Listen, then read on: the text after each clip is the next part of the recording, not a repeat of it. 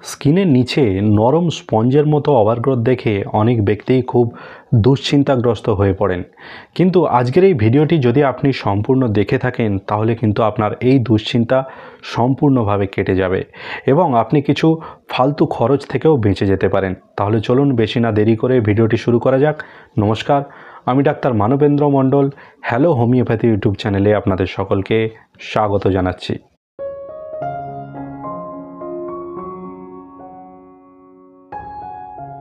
আমাদের স্কিন বা ত্বকের ঠিক নিচে নরম স্পঞ্জের মতো ওভারগ্রোথ দেখলেই অনেকে সেটাকে টিউমার ভেবে খুব হতাশাগ্রস্ত হয়ে পড়েন, কিন্তু এটাকে টিউমার বলা হয় না, এটার নাম হলো লাইপোমা। আমাদের স্কিন বা ত্বকের ঠিক নিচে চর্বি কোষের অস্বাভাবিক বৃদ্ধির কারণে এটা সৃষ্টি হয়ে থাকে। আপনি জেনে হয়তো খুশি হবেন যে এটা সম্পূর্ণ নন ক্যান্সারাস বা বেনাইন, অর্থাৎ যদি আপনি এটার কোনো চিকিৎসা নাও করান সেক্ষেত্রেও কিন্তু আপনার ভবিষ্যতে এটা থেকে ক্যান্সার হওয়ার সম্ভাবনা সেরকম থাকে না। এই লাইপোমা আমাদের শরীরের বিভিন্ন জায়গায় হতে পারে, বিশেষ করে ঘাড়ে, হাতে, উরুতে এবং পিঠেতে সবথেকে বেশি হতে দেখা যায়।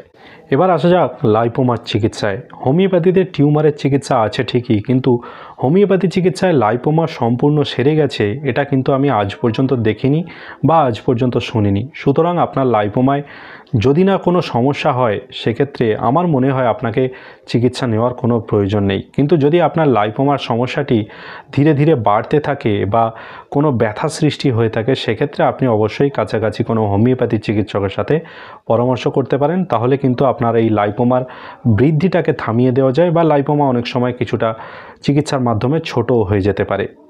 তবে আপনার স্কিনের নিচে স্পঞ্জি ওভারগ্রোথটি আসলে লাইপোমা কিনা সেটাকে জানার জন্য অবশ্যই আপনাদের কাছাকাছি কোনো চিকিৎসকের সঙ্গে পরামর্শ করে নেওয়া প্রয়োজন, অথবা আপনারা চাইলে আমার সাথেও সরাসরি হোয়াটসঅ্যাপে পরামর্শ করতে পারেন। এই মুহূর্তে যে হোয়াটসঅ্যাপ নম্বরটি আপনারা স্ক্রিনে দেখতে পাচ্ছেন এই হোয়াটসঅ্যাপ নম্বরে যোগাযোগ করে আপনারা সরাসরি আমার থেকেও পরামর্শ নিতে পারেন। আজকের এই ভিডিওটি আপনাদের কেমন লেগেছে অবশ্যই আপনারা কমেন্ট করে জানাবেন, এবং আপনাদের মনে লাইপোমা নিয়ে অন্য কোনো প্রশ্ন থাকলে সেটাও আপনারা কমেন্ট বক্সে কমেন্ট করে জানাতে পারেন। আমি যথাযথ চেষ্টা করব আপনার কমেন্টের উত্তর দেওয়ার জন্য। আজকের এই ভিডিওটি এইখানেই শেষ করলাম। পরবর্তীকালে আবারও এরকম একটি নতুন এবং গুরুত্বপূর্ণ ভিডিও নিয়ে আপনাদের সামনে আমি উপস্থিত হব।